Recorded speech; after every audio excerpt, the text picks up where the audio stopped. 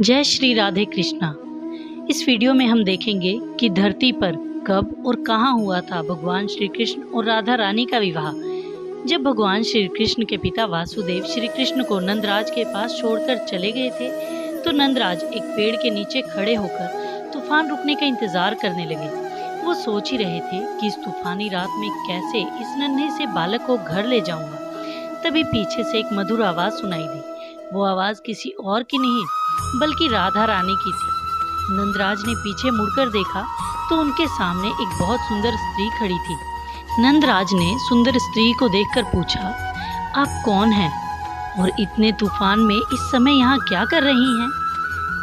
राधा रानी बोली, मैं कौन हूँ ये जानना आपके लिए जरूरी नहीं है। मैं यहाँ कृष्ण को आपके घर आपकी पत्नी यशोदा के हाथों में सुरक्षित पहुँचाने आई हूँ। नंदराज ने एक बार फिर हैरानी से पूछा, आप हमारे बारे में कैसे जानती हैं? मैं आपके बारे में ही नहीं बल्कि कृष्ण के बारे में भी सब कुछ जानती हूँ। अब लाइए कृष्ण को मुझे दे दीजिए। राधा ने अपने दोनों हाथ बढ़ाकर कृष्ण को अपनी बाहों में ले लिया और फिर अपने आंचल में छुपाकर धीरे धीरे आगे बढ़ने लगी। नंदराज किसी शक्ति के सम्मोहन में बंधे उनके पीछे पीछे चलने लगे। फिर अचानक नंदराज की आंखों के आगे बहुत तेज रोशनी हुई। कुछ समय के लिए सब कुछ स्थिर हो गया था। तब राधा श्री कृष्ण को लेकर भांडीर वन पहुंची। वहाँ श्री कृष्ण भी शिशु रूप छोड़कर अपने असली रूप में प्रकट हो गए थे। उस वन में विवाह का मंडप सजा हुआ था। गोलोक के सभी गोपा और गोपियां भी वहाँ मौजूद थे। ब्रह्मा जी ने विवाह करवाने वाले पंडित का स्थान लिया हुआ था। ये सब देखकर राधा रानी बहुत प्रसन्न हुई। उन्होंने श्री कृष्ण से कहा, जानते हो कृष्ण, इस पल की प्रतीक्षा में सदियों से कर रही थी। तुम्हारे साथ विवाह के सूत्र में बंधने का मेरा स्वप्न आज पूरा हो ही गया। तब श्री कृष्ण बोले, राधे, विवाह के पावन अवसर पर सभी देवताओं का आह्वान करते हुए दो लोग एक दूसरे को जीवन भर साथ निभाने का वचन देते हैं। लेकिन राधा, ये सभी देवी देवता हमसे ही तो प्रकट हुए हैं, फिर हमें विवाह की औपचारिकता की क्या आवश्यकता?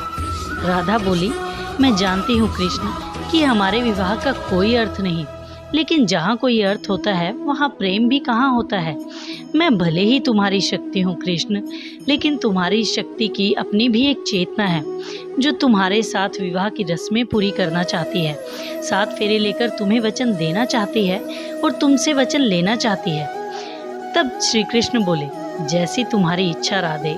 तभी एक गोपी ने आकर राधा के सिर पर एक लाल चुनरी ओढ़ा दी। इसके बाद राधा और कृष्ण ने पारिजात के फूलों के हार एक दूसरे को पहना दिए। ब्रह्मा जी ने मंत्र पढ़े। राधा और श्री कृष्ण ने अग्नि के 7 फेरे लिए। इस तरह पृथ्वी पर श्री कृष्ण और राधा का विवाह संपन्न हुआ। विवाह के बाद श्री कृष्ण ने राधा से पूछा, राधा, अब तो तुम प्रसन्न हो ना? तब राधा बोली, मैंने सोचा था कृष्ण कि तुमसे विवाह के पश्चात तुमसे अलग होने की पीड़ा थोड़ी कम हो जाएगी, लेकिन कृष्ण, हुआ उसके एकदम विपरीत है। अब मेरा मन एक क्षण के लिए भी तुमसे दूर नहीं होना चाहता।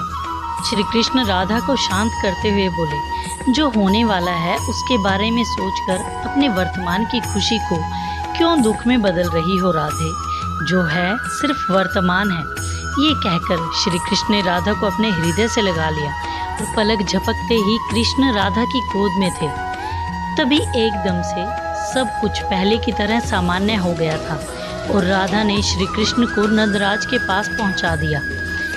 आई होप ये वीडियो आपको पसंद आया होगा, तो प्लीज़ वीडियो को लाइक करें। अपना कीमती समय देने के लिए धन्यवाद।